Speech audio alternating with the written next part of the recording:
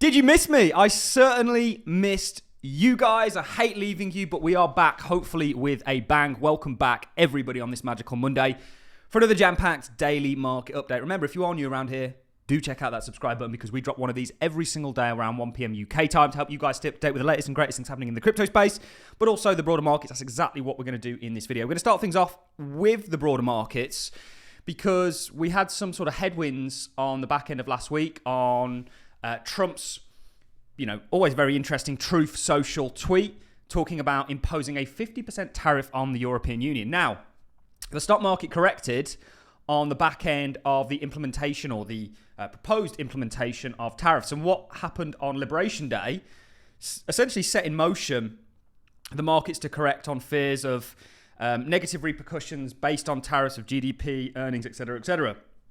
And we actually said that you're not going to get the literal implementation of those tariffs. It's going to be somewhere in the middle, if not result ultimately in lower tariffs across the board and actually a positive result for America and its economy and the companies that reside within it. And I think we've seen progress towards that. There is still the other scenario of an escalation, and we see that with some countries. It's interesting because we've been very right. If you look at China, they had about a 21% tariff on the US. That's now down to 10%.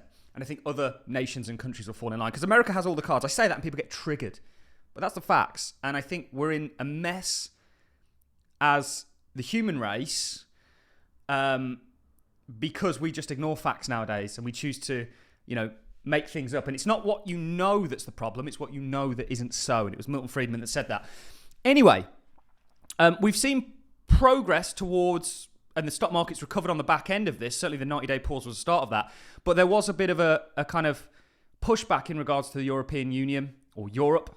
And we're going to look at that because today actually Trump has brought out another tweet essentially delaying the proposal. And I don't think you're going to get 50% tariffs in Europe. I believe logically that they're not going to implement these tariffs to the degree they've said they are because it's just non-logical. But there was a negative headwind. The context is there's a negative headwind on the markets.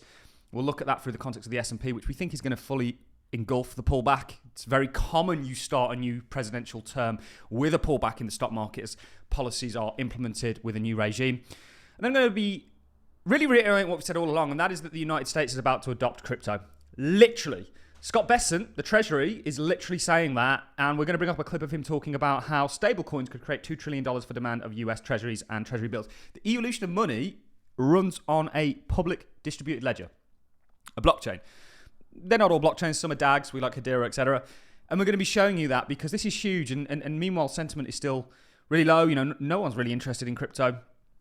You can look at that through metrics like Google Trends, or you can sort of get that from, people in the gym talking about it. Is your barber talking about it? Of course, I am my barber at this stage. I was getting ripped off. And then we're going to talk about the European Union, or the ECB, sorry. They are now fully advancing towards their CBDC. And actually, we've got news on that. And there will be public cryptos that play a role in that. I also want to talk about ETFs, and then we'll relate all this to the market. So as always, guys, we've got a hell of a lot to get into. Become a subscriber. It's pretty dry, the space without me, isn't it? Let's kick things off with a little bit of a recap on what sort of put a dampener on markets at the end of last week.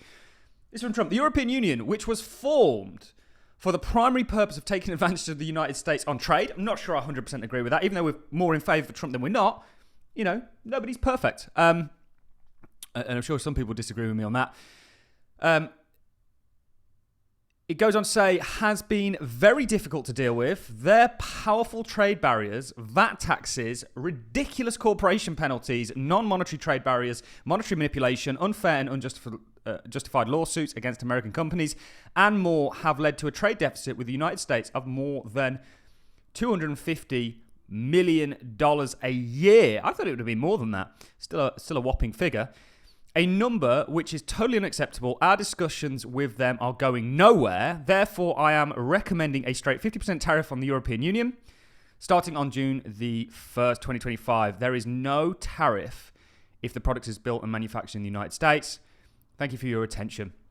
And of course, the stock market pulled back after retracing about 90% of its original pullback on the back end of the tariff implementation. So we've been very right on this, and I think we're right on this gets engulfed, and we see continuation for the markets broadly. But this was a kind of a bump in the road, if you will. Despite that, Bitcoin actually went on and put in a new all-time high And the falling wedge we were 100% right on. There's still lots more to play out, in my opinion. And actually, I think you've got a bit of an inverse head and shoulders here that takes Bitcoin to about 130K. And that's going to be the cover that allows the sort of cover or the environment that allows altcoins to retrace their pullbacks. And they've all got falling wedges. And we've been very right on things. Guys, you should be subscribed to this channel if you're not already. We're one of the few channels that's actually grown during this time period substantially. And if you want to take things a step forward or further, do become a patron. There's a coin that we recently got into as a group. We got it around about 1/10 of a cent. It's now around about 4/10 of a cent. So at least a couple of 100% in a matter of weeks, called Zebek, that we got into recently. And there's lots more, and you'll unlock my full portfolio and do catch up with Sunday's meeting. Do become a patron. I am going to cap it, I think. And of course, we've got TA courses and things like that. So there's lots going on that. Obviously put a bit of a damper on things. Despite that, crypto did very well. We do have some news on that. We need to pay attention to the macro situation because we are tethered to it whether we like it or not.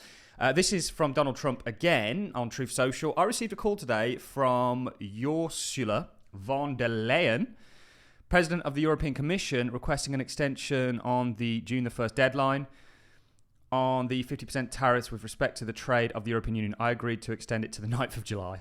Wow. It was my privilege to do so. The Commission President said that talks will begin rapidly. Thank you. America has all the cards. And this is why we had a far more positive outlook on the tariffs. I'm not for tariffs. I'm a free market guy. But in a world where Nirvana's not for this world, there's already tariffs that have been implemented. I think it's just a bargaining tool. And I think we saw a real confirmation that they weren't literally going to implement them and they were using it as that with the 90-day pause. And we're seeing progression towards... And that's why the markets are recovering, negotiations and potentially lower tariffs across the board. And I think we're going to see that out of the European Union. America has all the cards, literally. I say that, like I say, people get triggered. Maybe it's why I keep saying it. Maybe not. But it's very interesting what we're seeing in regards to it just doesn't work, 50% tariffs with the European Union. It would cause havoc, and they know that. And it's a great bargaining tool, and I think has been so thus far. What I want to do now is show you guys that the United States government is literally going to adopt, encourage, and promote the financial system moving on chain. And stablecoins are the evolution of money. We'll talk about CBDCs in Europe. They're the same thing. They're essentially one and the same thing. It's very interesting because stablecoins are increasing and becoming, I think they're over 1% of US money supply. That's only going to increase. And I think very interestingly, Scott Bessent here talking about $2 trillion of demand for treasury bills. So they're going to be tokenized and used to back the stable coins. Right now we have, I think, 7 billion in terms of tokenized treasuries. Not even. 2 trillion, long way to go. It's going to be public ledgers. They're going to play a role in that and likely used and utilized by institutions. But Scott Bessent literally here, and we already knew this, we've been covering it for a while now, and people don't get the stablecoin now because they say, well, the stablecoins, it's $1. Well, you're not buying the bloody stablecoins, you're buying the things that are facilitating the evolution of money, the stablecoins. He's literally admitting that the US government plans to given the state of the bond market, adopt crypto. So let's dive into this. Really, we went big into stablecoin in this country. What effect could that have on the strength of the dollar? Because people might have to hold dollars in order to match against it, or even for treasuries. Well, we are going big on digital assets. So Trump administration has made digital assets a priority. Past administration starved and almost made extinct a lot of these companies and pushed it offshore. So what we want to do is apply the highest U.S. regulatory and AML standards to digital assets, especially stable coins. And I've seen estimates that just over the short term, stable coins could create $2 trillion of demand for U.S. treasuries and treasury bills. To put that in context, the number is probably about 300 billion right now. I mean, huge. They're going big on digital assets. There's so much to come. There's so many bullish catalysts for the cryptocurrency space. I'll talk about ETFs in just a second, but the evolution of money is crypto enabled, just like the evolution of money went from being physical to digital. And the companies that enabled that, like the PayPal and the PayPal mafia, they are the same people behind XRP and XLM. And I can show you that. And I do show that, and I'll do a longer video on it. I talk about it with the patrons a lot because obviously we're big investors in both. Let's talk about what the ECB just announced the other day, but that's the US government saying they're going to adopt crypto. ECB is also saying the same thing, the European Central Bank. And then we'll talk about a major catalyst that Brad Garlinghouse spoke about in the form of crypto ETFs. And then we'll finish it off with a little bit of TA. Always a lot to cover. Make sure you subscribe, guys. Digital euro is on the move. Yesterday, the Governing Council of the ECB approved the opening of the preparation phase. It will be a journey, and we will walk the journey together with the legislator. All European institutions will be involved to make sure that Europe is equipped with the currency of the future. Cash is here to stay. You will have all options, cash and digital cash. So what does it mean for you? For consumers, it would be free and easy to use everywhere in the euro area. All of that, of course, is subject to the legislative process. Cash or digital, the choice will be yours. Choice will be yours until it's not. This is all moving towards sort of surveillance finance and a kind of economic singularity, which is a very interesting topic of discussion. I think people do subscribe for the sort of more conspiratorial side of things. So I'm not going to play this because there's obviously a copyright over the sort of music, but he talks about the fact that, people can't access crypto through traditional financial vehicles, which is typically how money flows into, various assets. And that's all going to change. And that's with ETFs. And we're on the cusp of that.